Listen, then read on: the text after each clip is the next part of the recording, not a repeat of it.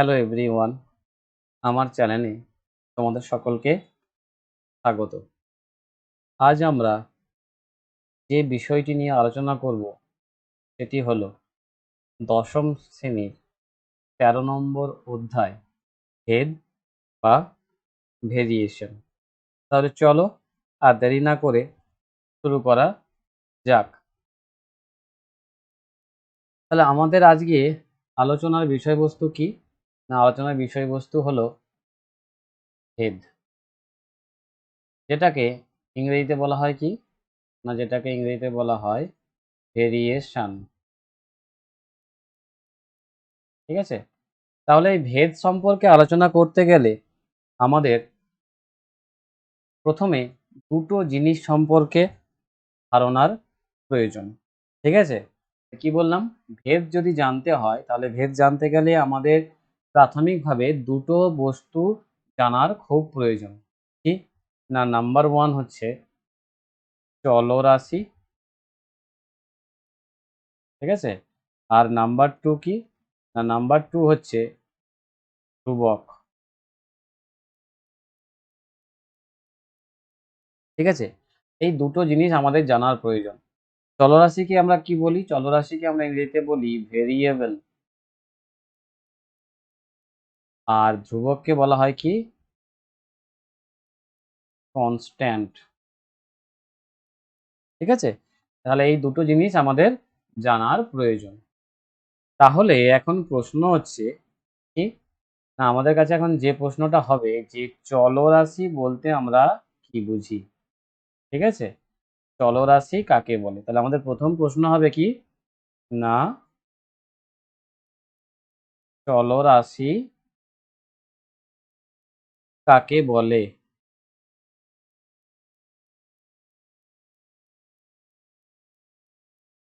বা চলরাশি বলতে আমরা কি বুঝি? ঠিক আছে? চলরাশি কাকে বলে বা চলরাশি বলতে আমরা কি বুঝি? না, বলা হচ্ছে যে কোনো রাশিমালার কোনো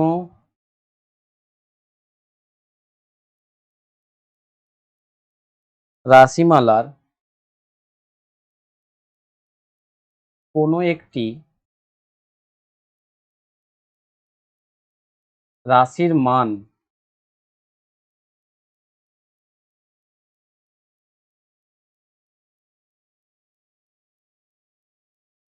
এর বিভিন্নতার জন্য বিভিন্নতার জন্য যদি অন্য কোনো একটি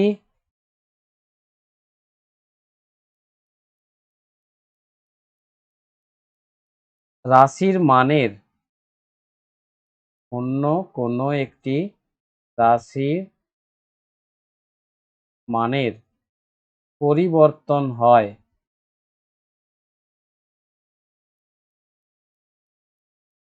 তখন ওই দ্বিতীয়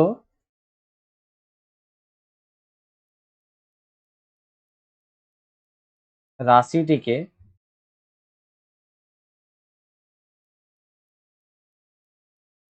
বলা হয় চলরাশি বা ভেরিয়েবল। ঠিক আছে? তাহলে কি বলা হচ্ছে? না, কোনো রাশিমালার কোনো একটি রাশির মানের বিভিন্নতার জন্য, কোনো রাশিমালার কোনো একটি রাশির মানের বিভিন্নতার জন্য যদি অন্য কোনো একটি রাশির মানের পরিবর্তন হয় তখন ওই দ্বিতীয় রাশিটাকে বলা হয় চলরাশি বা ভেরিয়েবল। যেমন উদাহরণ হিসাবে আমরা কি ধরে নিতে পারি? ফর এক্সাম্পল, আমরা ধরে নিতে পারি আমাদের বয়স। ঠিক আছে? ফর এক্সাম্পল, আমরা ধরে নিতে পারি কি? না, আমাদের বয়স, ঠিক আছে, হলো একটি চলরাশি। কেন বলো তো? কারণ আমরা কি জানি, প্রতিনিয়ত আমাদের বয়সের পরিবর্তন হয়। ঠিক আছে? কারণটা কি? না প্রতিনিয়ত, কারণটা হচ্ছে প্রতিনিয়ত আমাদের বয়সের পরিবর্তন হয়। ঠিক আছে? কারণ প্রতিনিয়ত আমাদের প্রত্যেকের বয়স পরিবর্তন হচ্ছে। তাই বয়সকে আমরা একটা বলতে পারি চলরাশি। ঠিক আছে? অর্থাৎ যে রাশির মান পরিবর্তনশীল তাকে আমরা বলবো চলরাশি। আবার দেখো, আবার আমরা কি বলতে পারি? আবার আমরা বলতে পারি যে কি? না তুমি দোকানে গিয়ে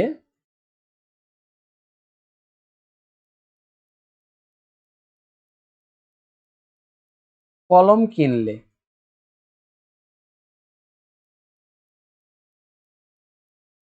ঠিক আছে? তাহলে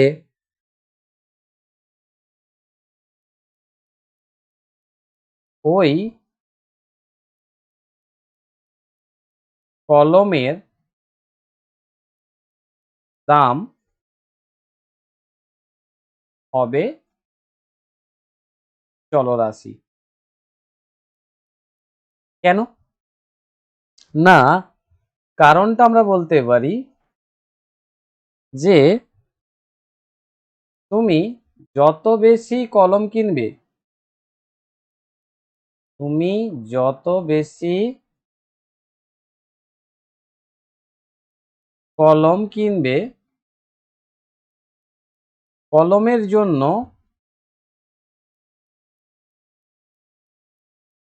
মোট দাম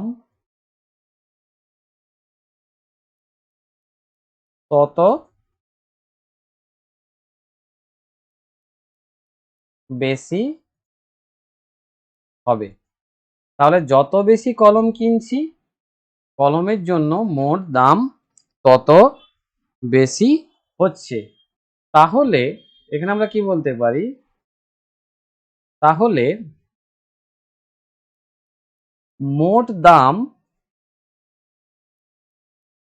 তাহলে কলমের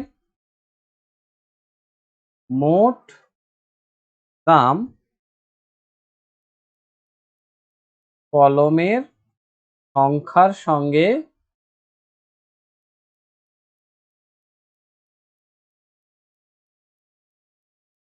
সম্পর্কিত।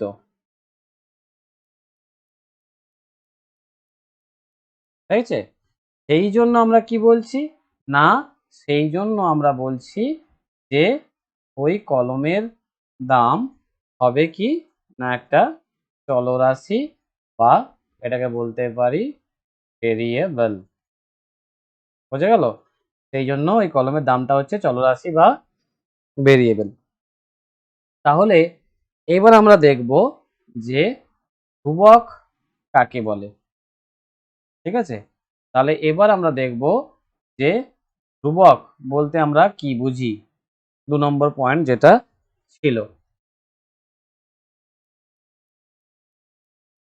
ধ্রুবক বা কনস্ট্যান্ট।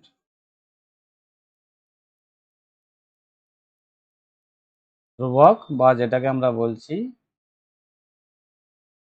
কনস্ট্যান্ট। তাহলে ধ্রুবক বা কনস্ট্যান্ট কি জিনিস? না বলা হচ্ছে যে কোনো রাশিমালার মান, কোনো রাশিমালার মান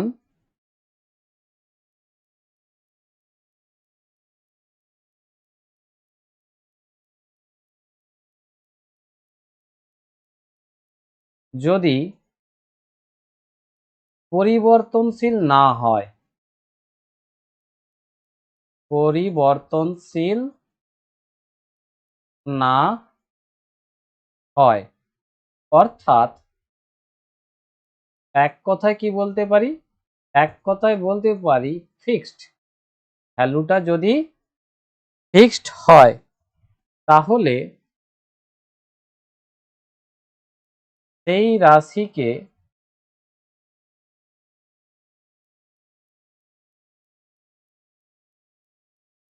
ধ্রুবক বা কনস্ট্যান্ট বলা হবে। ধ্রুবক বা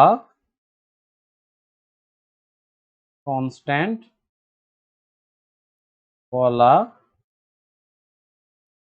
হয়। ঠিক আছে, যেমন ফর এক্সাম্পল আমরা কি বলতে পারি? ফর এক্সাম্পল আমরা বলতে পারি 2 হলো ধ্রুবক পদ বা কনস্ট্যান্ট। কেন? না, কারণ এই সংখ্যাটির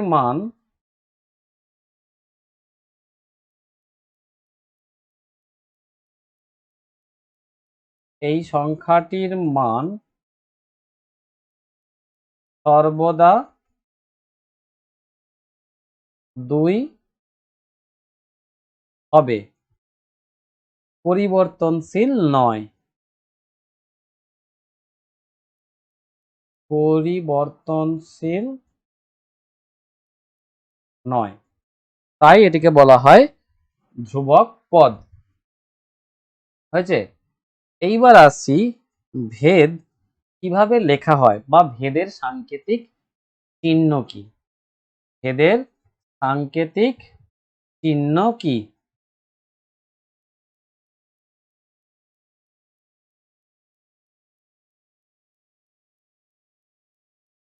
ভেদের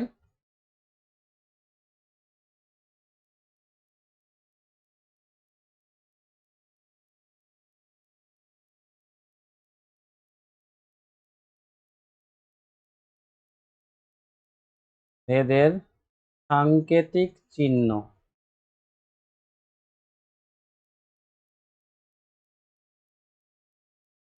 মানে ভেদকে কিভাবে লেখা হয়।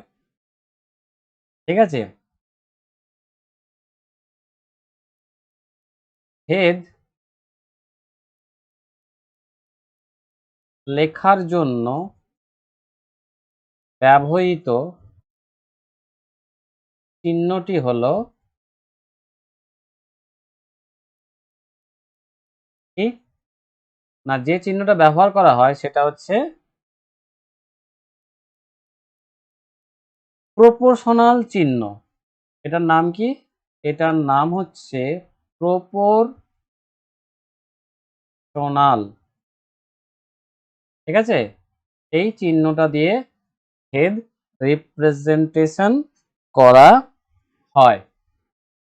ঠিক আছে, এরপর আসছি ভেদের প্রকারভেদ।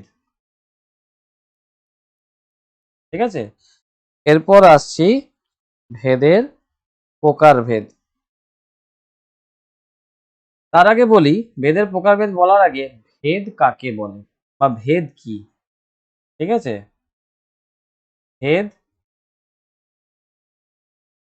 কাকে বলে বা ভেদ বলতে কি বোঝায়?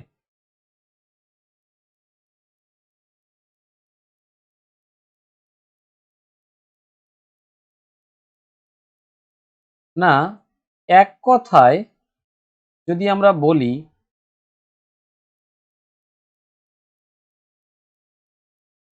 ভেদ হলো 2 বা 2 এর অধিক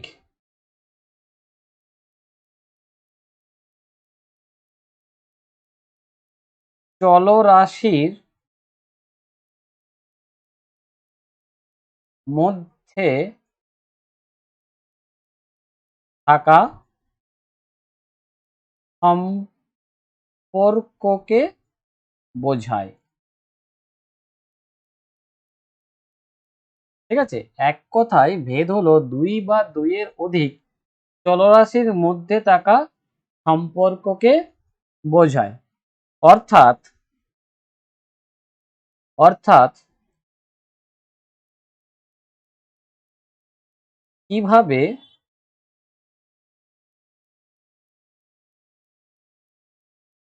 দুটি বা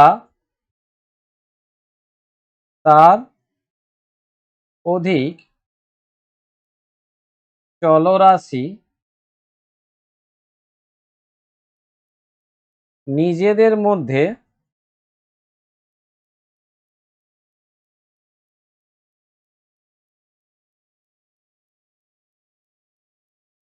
একটি নির্দিষ্ট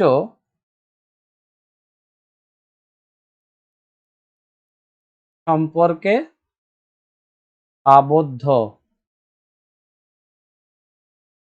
থাকে সেটির প্রকাশ পদ্ধতি। ঠিক আছে, যেমন ফর এক্সাম্পল আমরা বলতে পারি আমাদের তো কম বেশি প্রত্যেককেই চাষবাস কিভাবে হয় জানি। ঠিক আছে, তাহলে জমিতে কি বলতে পারি, চাষ করার জন্য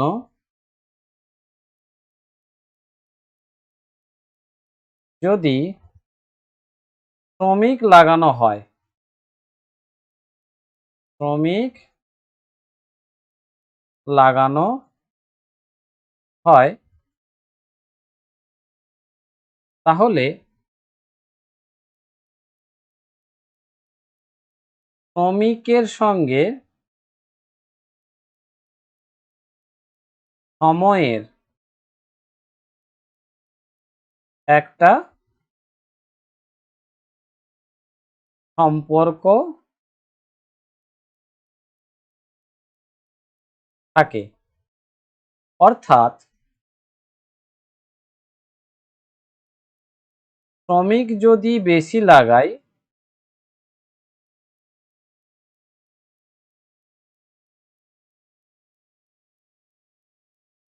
শ্রমিক বেশি লাগানো হলে চাষের জন্য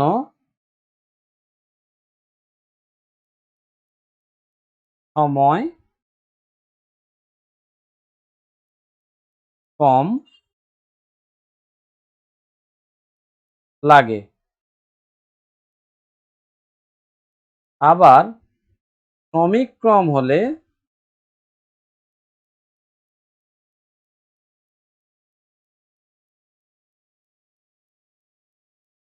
সময় বেশি লাগবে।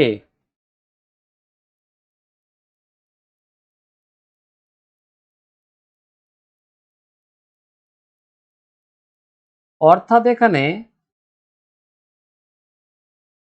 তাহলে আমরা কি বলতে পারি, না শ্রমিক ও সময় পরস্পরের সঙ্গে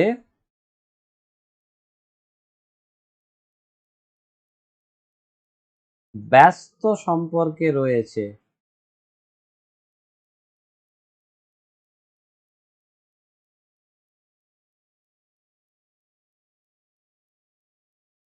হয়েছে, পরস্পরের সঙ্গে ব্যস্ত সম্পর্কে রয়েছে। তাহলে এখানে আমরা কি বলবো, তাহলে এখানে আমরা ভেদের নিয়ম অনুযায়ী বলবো যে শ্রমিক, তার মানে কি শ্রমিক ব্যস্ত সম্পর্কে রয়েছে, তার মানে এখানে আমরা বলতে পারি যে ওয়ার্কার প্রপোর্শনাল কি না 1/টাইম।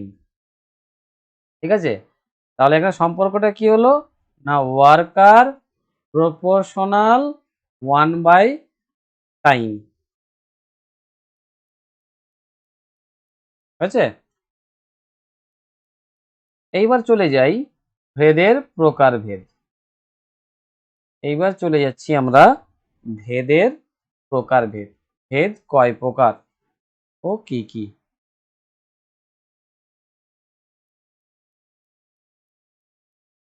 ভেদের প্রকার ভেদ, different types of variation, different types of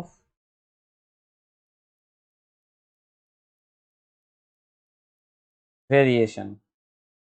ঠিক আছে, কি বলা হচ্ছে না ভেদকে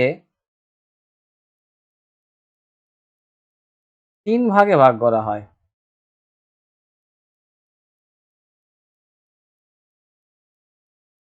ঠিক আছে, প্রথমটাকে বলা হচ্ছে সরল ভেদ,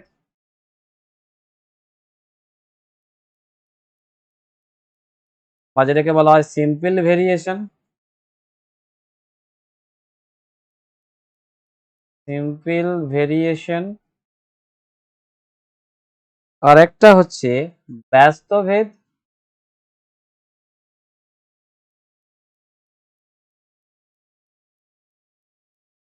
ঠিক আছে, বা যেটাকে বলা হয় ইনভার্স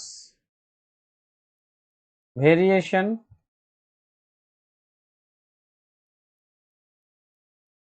আর একটা হলো যৌগিক ভেদ। ঠিক আছে, আর একটা হলো যৌগিক ভেদ। এই যৌগিক ভেদকে ইংরেজিতে কি বলা হয় না জয়েন্ট ভেরিয়েশন। এই যৌগিক ভেদকে বলা হয় জয়েন্ট ভেরিয়েশন। বোঝা গেল? তাহলে এই 3 প্রকার ভেদ সম্পর্কে আমাদেরকে জানতে হবে যে 3 প্রকার ভেদ কখন কিভাবে হয়। তাহলে প্রথমে আমরা আসছি কি সরল ভেদ। ঠিক আছে, প্রথমে আমরা আসছি নাম্বার 1 কি না সরল ভেদ, বা যেটাকে বলা হয় সিম্পল ভেরিয়েশন। সরল ভেদ বা সিম্পল ভেরিয়েশন কি না বলা হচ্ছে যে দুটি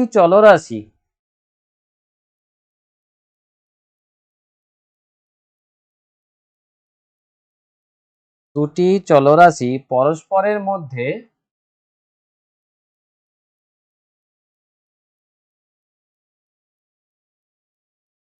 যদি এমনভাবে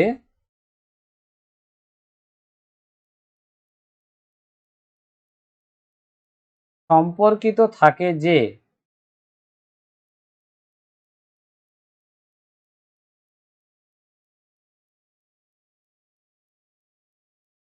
একটি রাশির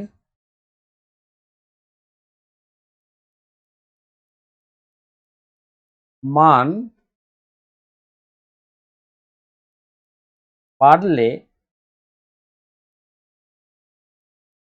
অপর রাশিটির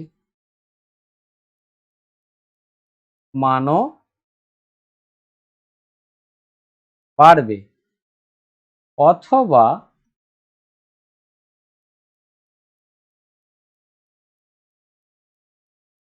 একটি রাশির মান কমলে অপর রাশিটিরও মান কমবে। তখন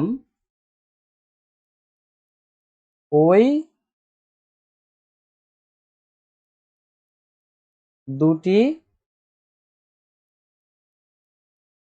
রাশির মধ্যে সম্পর্ককে বলা হবে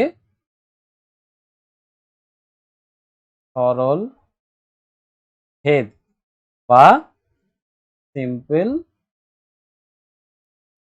ভ্যারিয়েশন। ঠিক আছে, তখন ওকে বলা হবে সরল ভেদ বা সিম্পল ভ্যারিয়েশন। এর গাণিতিক ইন্টারপ্রিটেশনটা কি না, বলা যে দুটো রাশি, তাহলে যদি আমরা ধরে নিই, ঠিক আছে, তাহলে যদি আমরা ধরি একটি রাশি x এবং অপরটি যদি y হয় এবং x ও y সরল ভেদে থাকলে আমরা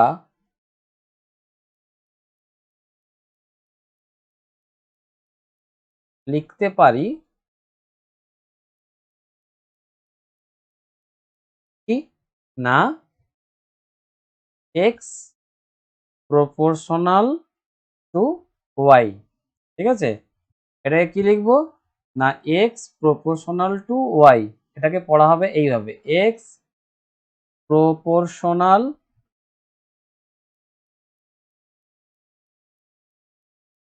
টু y। ঠিক আছে, এটাকে এইভাবে লেখা হবে, x প্রপোর্শনাল টু y। হয়েছে, বা বা এটাকে কি বলতে পারবো, বা এটাকে বলতে পারবো কি না x by y equal to k। ঠিক আছে, যেখানে কেটা কি, যেখানে কে হলো কি না ভেদ ধ্রুবক এবং এই কেটা non zero, not equal to zero. ঠিক আছে, এবং কেটা হবে নট ইকুয়াল টু জিরো। তাহলে এখানে একটা মনে রাখার বিষয় রয়েছে, কি মনে রাখার বিষয় রয়েছে না, তাহলে এখানে যদি আমরা একটা নোট দিয়ে রাখি কিরকম কি না দুটি চলরাশি যদি সরল ভেদে থাকে, অর্থাৎ দুটি চলরাশি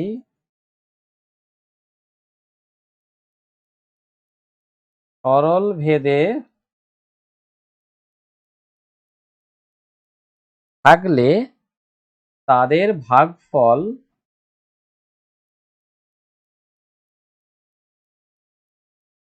সর্বদা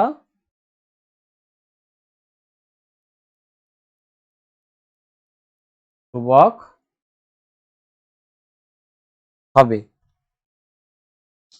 ঠিক আছে, একটা এক্সারসাইজ দেখি, একটা উদাহরণ দেখা যাক কিরকম না, বলা হচ্ছে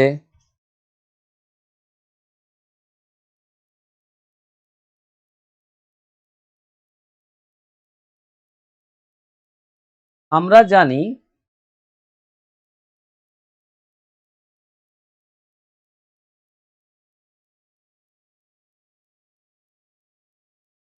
সাইকেলের সংখ্যা যদি বৃদ্ধি পায়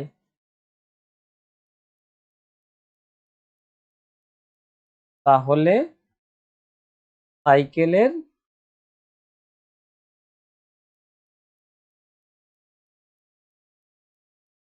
চাকার সংখ্যাও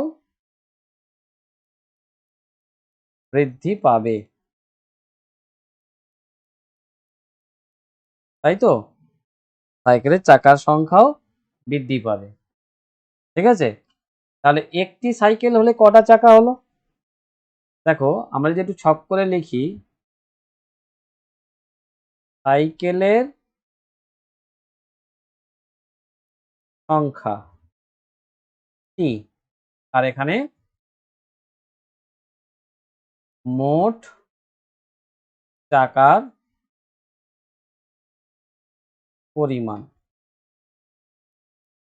এটাও টি। তাহলে যখন সাইকেলের সংখ্যা একটি তখন চাকার পরিমাণ কত? না দুটি। যখন সাইকেল যদি দুটো হয় তাহলে মোট চাকার পরিমাণ কত হবে?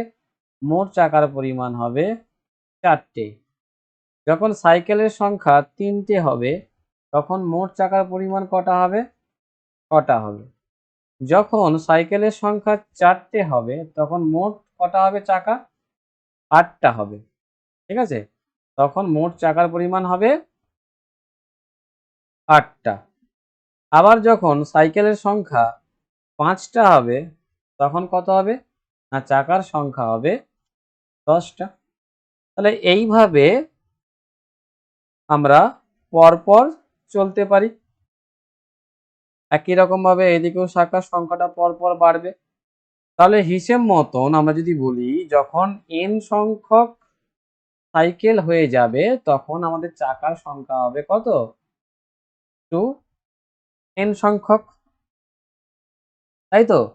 তাহলে এখানে আমরা দেখতে পাচ্ছি যে সাইকেলের সংখ্যা বাড়লে চাকার সংখ্যাটাও বাড়ছে। ঠিক আছে, তাহলে এখান থেকে দেখো এই যে সংখ্যাটা কত হচ্ছে, এই সংখ্যাটা কিন্তু এই যে রেটটা, এই রেটটা হচ্ছে কি ইনক্রিজিং, মানে বৃদ্ধি পাচ্ছে সংখ্যাটা। তাহলে ওটা যদি বৃদ্ধি পায় তাহলে চাকার যে মোট পরিমাণ এটাও কিন্তু বৃদ্ধি পাচ্ছে। ঠিক আছে, এটাও বৃদ্ধি পাচ্ছে। তাহলে এটাকে যদি আমি গ্রাফিক্যালি দেখি, আমি যদি এটাকে একটা গ্রাফিক্যালি প্রেজেন্ট করার চেষ্টা করি তাহলে কি বলতে পারি? দেখো, গ্রাফিক্যালি যদি লিখতে চাই, একটু গ্রাফটা টেনে দেখাই আমি। ধরো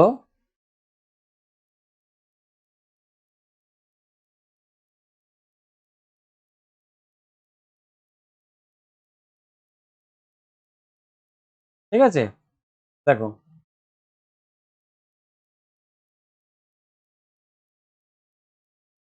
তাহলে এই বরাবর এটাকে 0 ধরলাম, এদিকটা x ধরছি আর এই দিকটা ধরছি কি না y। এই দিকটাতে কি দিচ্ছি? এই দিকে যে ভেরিয়েবলটা দিচ্ছি সেটা হচ্ছে সাইকেলের সংখ্যা।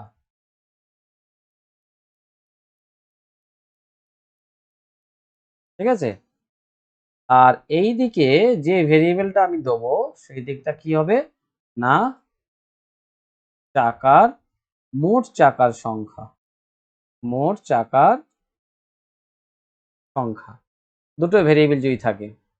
তাহলে দেখো এগুলোকে আমি একটু মার্কিং করে নিই, এগুলোকে যদি মার্কিং করে নিই 1 2 3 4 5 6 7 এইভাবে ধরো মার্কিং করা রয়েছে। আর এটাকে যদি বলি ধরো 2 4 6 8 10 12 এইভাবে যদি মার্কিং করি তাহলে কি ছিল? তাহলে দেখো যখন একটা চাকা ছিল, একটা সাইকেল ছিল তখন কটা চাকা ছিল? দুটো চাকা। তাহলে একটা সাইকেলের জন্য দুটো চাকা, তাহলে পয়েন্টটা কোথায় হচ্ছে? তাহলে পয়েন্টটা যদি হিসেব করি, পয়েন্টটা হচ্ছে দেখো মোটামুটি এই জায়গায়। যখন দুটো সাইকেল ছিল তখন তার চাকার পরিমাণ কত? তখন তার চাকার পরিমাণ হচ্ছে চারটে, তাহলে মোটামুটি এই জায়গাটায়। যখন তিনটে সাইকেল নিচ্ছি তখন চাকার পরিমাণ হয়ে যাচ্ছে কটা? তখন চাকার পরিমাণ হচ্ছে 6টা, তাহলে মোটামুটি এই জায়গায়। ঠিক আছে, চারটে হলে কত হচ্ছে? চারটে যখন ছিল তখন তার চাকার পরিমাণ হচ্ছে 8টা, তারপরে মোটামুটি এই জায়গায়। তাহলে দেখো এটা যদি আমি যোগ করি তাহলে গ্রাফটা আমার কিরকম দাঁড়াচ্ছে? একটা স্ট্রেট লাইন পাবো। এটাকে যদি আমরা যোগ করি তাহলে কি পাবো? না যোগ করলে এটা একটা স্ট্রেট লাইন পাওয়া যাবে, এই বিন্দুগুলো যোগ করলে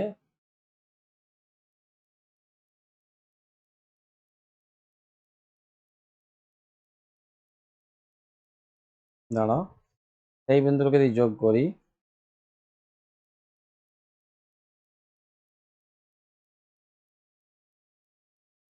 মুছে গেল এটা, দাঁড়াও, এই পয়েন্টটা ছিল এখানে, তাহলে এগুলো যদি যোগ করি,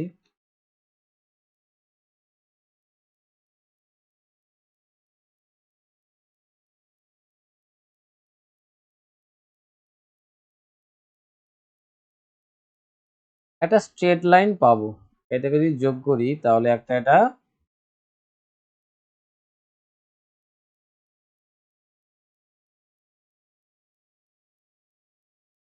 স্ট্রেট লাইন একটা পাওয়া যাবে।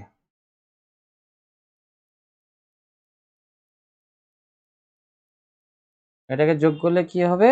এটাকে যোগ করলে একটা স্ট্রেট লাইন পাওয়া যাবে।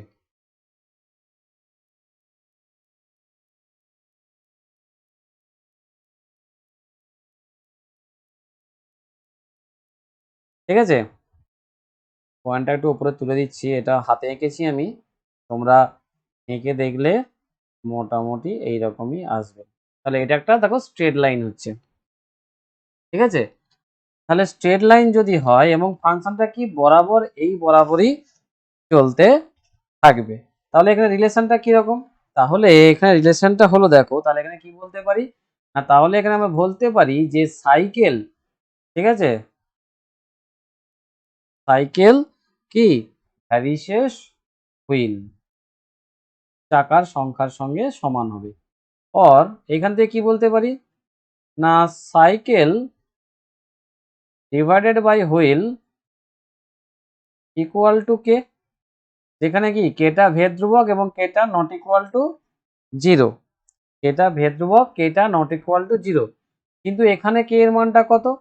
এখানে আমরা পরিষ্কার বলতে পারি এখানে কে ইজ ইকুয়াল টু 2 হবে। কেন না, কারণ প্রতিটি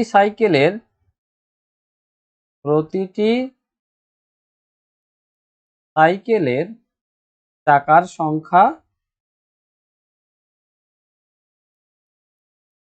2।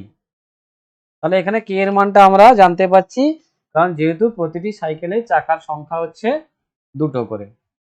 ঠিক আছে, তাহলে এটা গেল কি না সরল ভেদ বা সিম্পল ভেরিয়েশন। এরপর আমরা যাচ্ছি কি না 2 নম্বর পয়েন্ট যেটা ছিল বা 2 নম্বর ভাগ যেটা ছিল, সেটা কি না 2 নম্বর ভাগটা ছিল যৌগিক, যৌগিক বলছি ব্যস্ত ভেদ। ঠিক আছে, ব্যস্ত ভেদ 2 নম্বরটা ছিল ব্যস্ত ভেদ, বা যেটাকে বলা হয় ইনভার্স ভেরিয়েশন, যেটাকে আমরা বলছি ইনভার্স ভেরিয়েশন।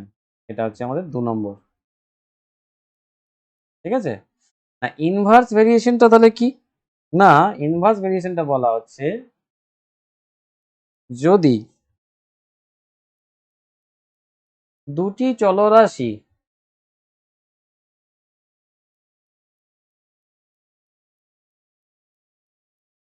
নিজেদের মধ্যে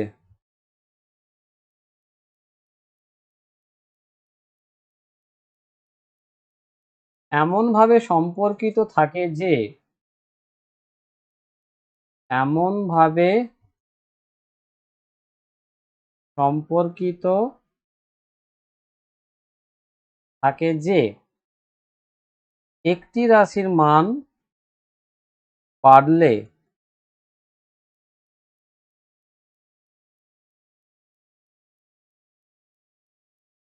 অপর রাশিটির মান কমবে,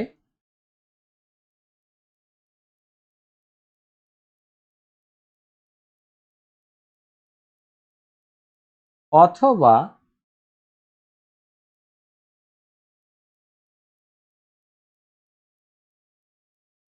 একটি রাশির মান কমলে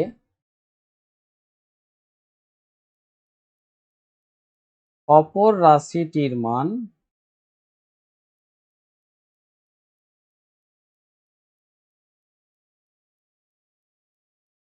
বাড়বে, তখন ওই সম্পর্ককে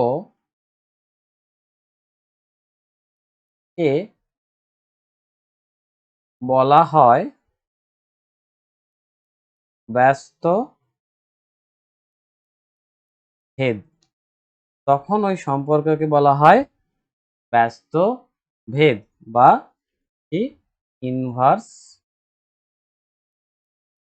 ভেরিয়েশন।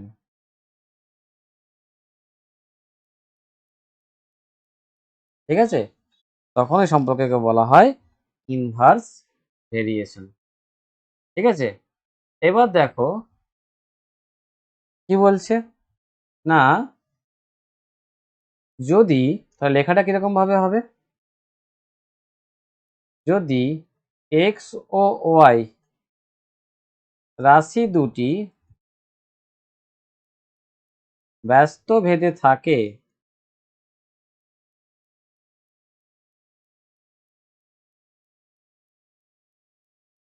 তাহলে আমরা কি লিখব, তাহলে আমরা লিখব কি না x proportional two 1/y, x proportional two 1/y, বা কি লিখতে পারি না এক্স ইকুয়াল টু k/y, যেখানে কি না কে হলো ভেদ ধ্রুবক, যেখানে কে এর মানটা নট ইকুয়াল টু 0, বা এখান থেকে কি বলতে পারি না এক্স ওয়াই ইকুয়াল টু কে, এখান থেকে বলতে পারি আমরা এক্স ওয়াই ইকুয়াল টু কে।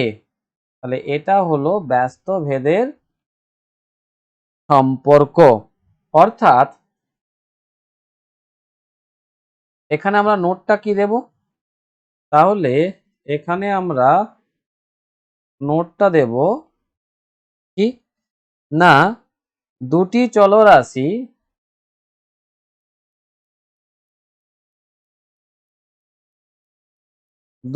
চলরাশি ব্যস্ত ভেদে থাকলে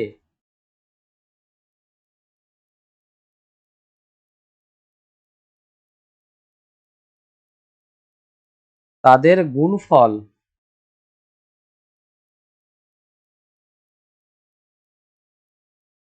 সর্বদা ধ্রুবক অর্থাৎ কনস্ট্যান্ট হয়। ঠিক আছে, দুটো চলরাশি যদি ব্যস্ত ভেদে থাকে তাহলে তাদের গুণফল সর্বদা কনস্ট্যান্ট হয়। আমরা যদি একটা এক্সাম্পল নিই বা আমরা একটা যদি উদাহরণ নিয়ে আলোচনা করি, ঠিক আছে, আমরা যদি একটা উদাহরণ নিয়ে আলোচনা করি, যেটা বলছিলাম যে চাষের জন্য যদি শ্রমিক লাগানো হলে, যেটা একটু আগেই বলছিলাম যে চাষের জন্য যদি শ্রমিক লাগানো হয় বা লাগানো হলে শ্রমিকের সঙ্গে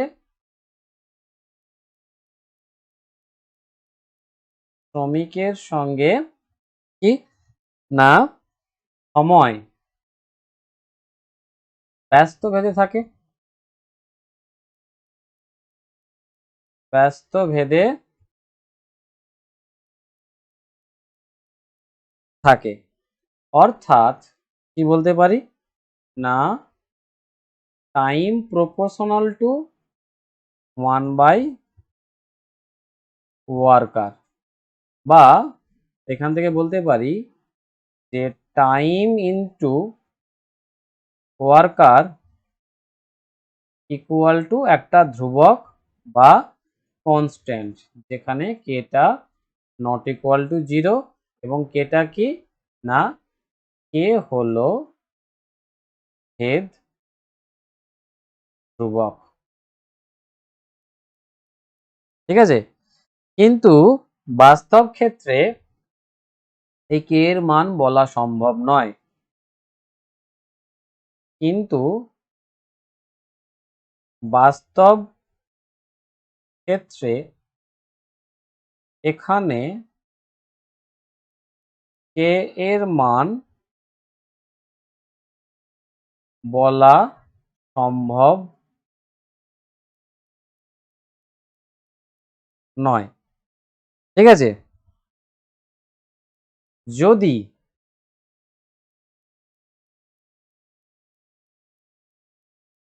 নোট দেব এখানে একটা, যদি সময় এবং শ্রমিক কত লাগবে বলা থাকে, তাহলে সেক্ষেত্রে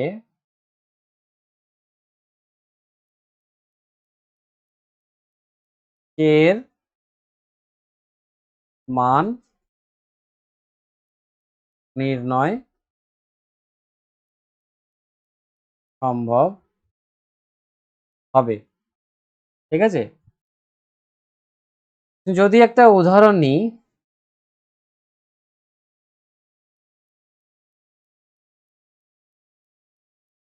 কিরকম না, উদাহরণটা বলা হচ্ছে কি না, 6 জন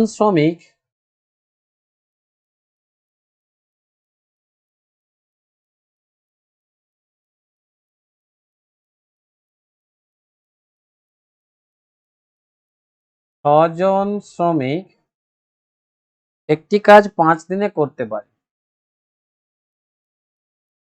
একটি কাজ 5 দিনে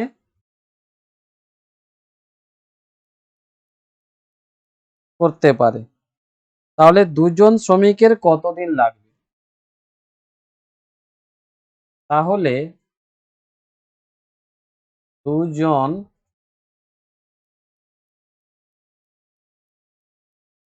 শ্রমিকের কতদিন লাগবে? তাহলে এটাকে যদি আমরা সলিউশন করার চেষ্টা করি, মানে এখান থেকে যদি কে এর মানটা আমরা বার করতে চাই বা বের করতে চাই, কিভাবে বের করব? ঠিক আছে, তাহলে এখানে অ্যান্সারটা কি হবে? না দেখো কি না, এখানে টাইমের সঙ্গে কি ওয়ার্কারটা প্রপোর্শনাল, ব্যস্ত প্রপোর্শনাল, মানে যেটাকে আমরা বলবো inverse proportional.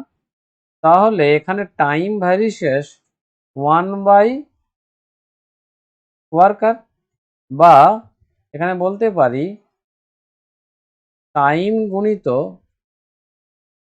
Worker equal to কে, বা টাইমটা কত আছে এখানে, 6 জন শ্রমিক 5 দিনে, তাহলে 5 দিন টাইম, তাহলে 5 × ওয়ার্কার হচ্ছে 6 জন, তাহলে কে, তাহলে এখান থেকে কি বলতে পারি, কে ইজ ইকুয়াল টু 30। তাহলে এখান থেকে বলতে পারছি যে কে ইজ ইকুয়াল টু 30, তাহলে এক্ষেত্রে কে এর একটা মান নির্ণয় করা সম্ভব। এইবারে বাকি যে প্রবলেমটা বলছে 2 জন শ্রমিকের কতদিন সময় লাগবে, তাহলে 2 জন শ্রমিকের কতদিন সময় লাগবে যদি বের করতে হয়, তাহলে আমরা এখান থেকে রিলেশনটা পাবো। এখান থেকে কি রিলেশনটা পাবো না, এইখান থেকে রিলেশনটা কি পাচ্ছি না, time into worker is equal to K, তাহলে বলতে পারি কে এর মানটা বের করেছি, তাহলে time into worker is equal to 30। তাহলে এই মানটা কোনখান থেকে পেলাম না, এই মানটা পেলাম এইখান থেকে, এই মানটা বসালাম কে এর মানটা। ঠিক আছে, তাহলে এখান থেকে কি বলতে পারি, 2 জন শ্রমিকের কতদিন লাগবে, তাহলে টাইম ইন্টু 2 ইকুয়াল টু কত, 30। তাহলে এখান থেকে কি বলতে পারি, time is equal two 30/2 is equal two 15। তাহলে আমরা কি বলবো যে 2 জন শ্রমিকের 15 দিন সময় লাগবে। তাহলে এখান থেকে বলতে পারি আমরা, অতএব 2 জন শ্রমিকের 15 দিন সময় লাগবে। বোঝা গেল? তাহলে দুজন শ্রমিকের 15 দিন সময় লাগবে। এইবার চলে আসি 3 নম্বর পয়েন্টে। 3 নম্বর পয়েন্টে আমরা কি বলেছিলাম? যৌগিক ভেদ, মানে যেটাকে আমরা বলছিলাম জয়েন্ট ভেরিয়েশন। ঠিক আছে? তা 3 নম্বর পয়েন্টটা হচ্ছে কি? যৌগিক ভেদ, বা যেটাকে আমরা বলছিলাম জয়েন্ট ভেরিয়েশন। ঠিক আছে? যৌগিক ভেদ বা জয়েন্ট ভেরিয়েশন। এটা কিরকম? না, বলা হচ্ছে যদি একটি চলরাশি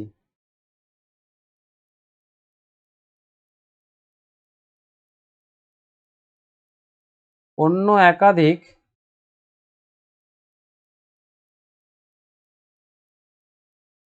চলরাশির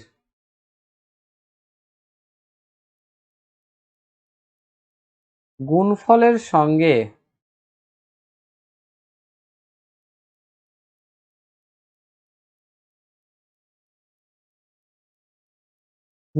সঙ্গে সরল ভেদে থাকে,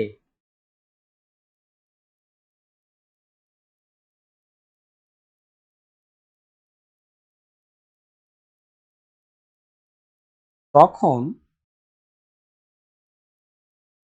প্রথম রাশিটি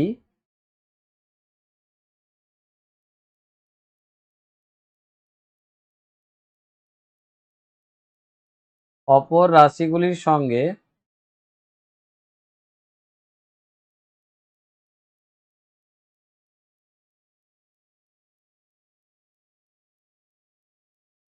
যৌগিক ভেদে থাকবে।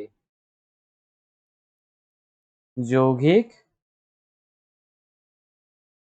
ভেদে থাকবে অর্থাৎ একটি চলরাশি যখন একাধিক চলরাশির গুণফলের সঙ্গে সরল ভেদে থাকবে, তখন প্রথম রাশিটিকে অপর রাশিগুলির সঙ্গে যৌগিক ভেদে থাকবে। মানে ফর এক্সাম্পল আমরা কি বলতে পারি? ফর এক্সাম্পল আমি বলতে পারি, যদি এক্স ওয়াই জেড তিনটি রাশি হয়, তাহলে ধরো এক্স ভ্যারিসেস বা x proportional to y z, তাহলে এটা কার উদাহরণ হবে? এটা উদাহরণ হলো যৌগিক ভেদ বা জয়েন্ট ভেরিয়েশনের একটা উদাহরণ হলো, যেখানে কি না এক্স ওয়াই জেড উভয় রাশি পরিবর্তনশীল হবে। ঠিক আছে? যেখানে এক্স ওয়াই জেড উভয়েই পরিবর্তনশীল চলরাশি।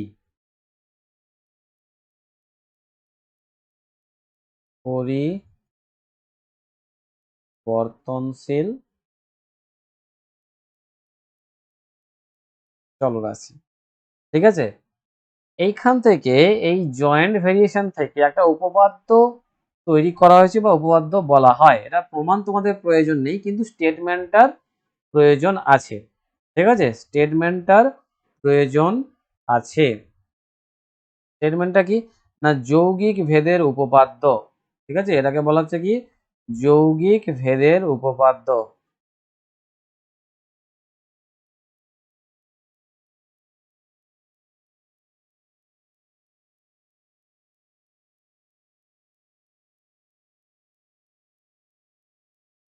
কি বলা হচ্ছে যৌগিক ভেদের উপপাদ্যে? Y Z X Y Z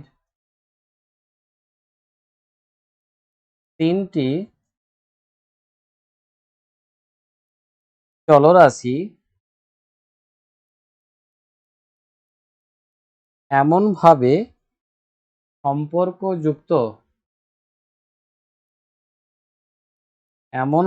সম্পর্কযুক্ত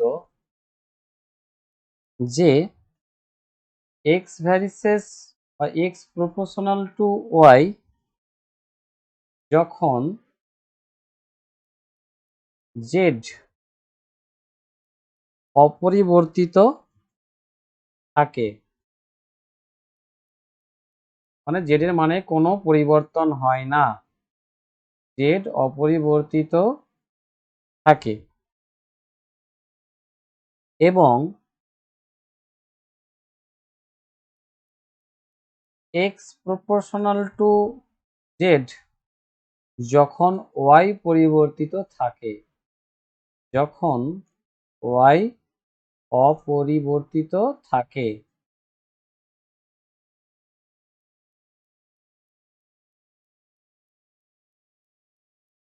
যখন ওয়াই অপরিবর্তিত থাকে, তাহলে কি না x proportional to y z হবে যখন ওয়াই ও জেড উভয় রাশি পরিবর্তনশীল, উভয় রাশি পরিবর্তনশীল। তাহলে এটা হলো যৌগিক ভেদের উপপাদ্য। যদি এক্স ওয়াই জেড তিনটি চলরাশি, ঠিক আছে, এমনভাবে নিজেদের মধ্যে সম্পর্কযুক্ত থাকে যে এক্স প্রপোর্শনাল টু ওয়াই যখন জেড অপরিবর্তিত এবং এক্স প্রপোর্শনাল টু জেড যখন ওয়াই অপরিবর্তিত থাকে, তাহলে x proportional to y z হবে যেখানে ওয়াই এবং জেড দুজনেই কি পরিবর্তনশীল। ঠিক আছে, তাহলে এখানে অঙ্কগুলো আমরা কিভাবে করব এর অ্যাপ্লিকেশন কয়েকটা আমি একটু আলোচনা করি। ঠিক আছে, এর কয়েকটা অ্যাপ্লিকেশন আমরা একটু দেখে নিই। কিরকম না বলা হচ্ছে, 1 নম্বর অ্যাপ্লিকেশনে কি বলা হচ্ছে, ধরো যদি এইরকম একটা অ্যাপ্লিকেশন থাকে, কি না যদি x by y proportional to x plus y এবং y by x proportional to x minus y হয়, তাহলে দেখাও যে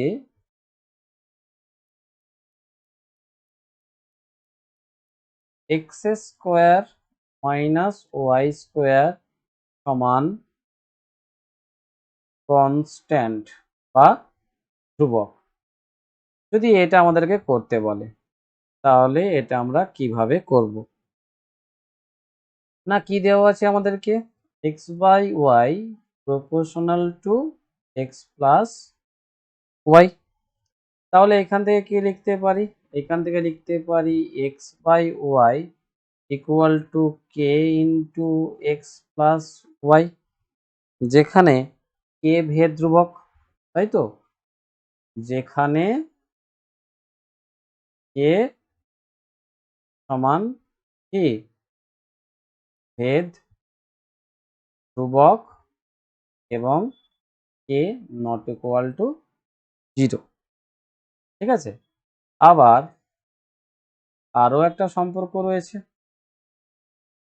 y by x proportional to x minus y, তাহলে এখান থেকে কি বলতে পারি y by x is equal to m into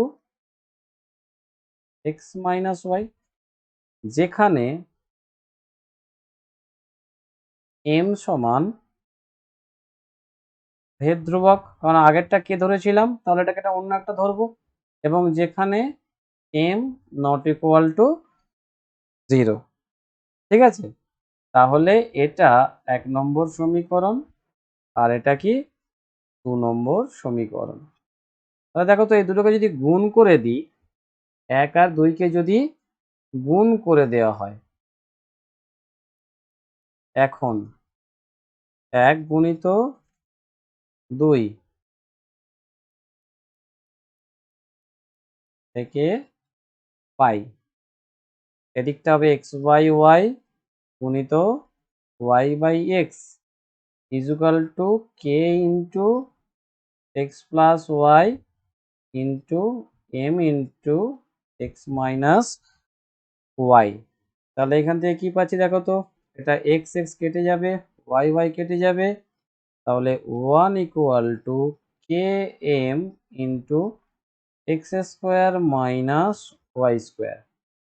তাহলে এখান থেকে কি পাচ্ছি, x square minus y square equal to 1 by km। ঠিক আছে, 1 by km সমান কি, পুরোটাই একটা ধ্রুবক বা কনস্ট্যান্ট, কারণ কে আর এম দুটোই ধ্রুবক, তাই তাদের গুণফলও একটা ধ্রুবক রাশি হবে।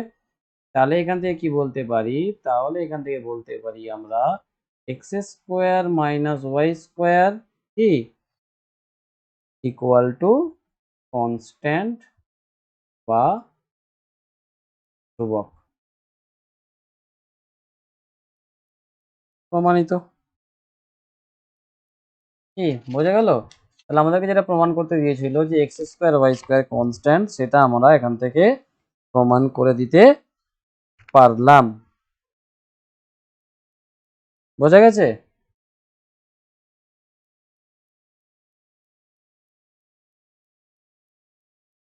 আশা করি আজকে আলোচনার বিষয়টি তোমরা বুঝতে পারলে। প্রত্যেককে বাড়িতে ভালো করে পুরোটা দেখবে, দেখে গাণিতিক উদাহরণগুলো একটু বোঝার চেষ্টা করবে। পরবর্তী ক্লাসে আমরা এই অধ্যায়ের গাণিতিক উদাহরণগুলি নিয়ে আলোচনা করব। সকলকে অশেষ অশেষ ধন্যবাদ ভিডিওটি দেখার জন্য।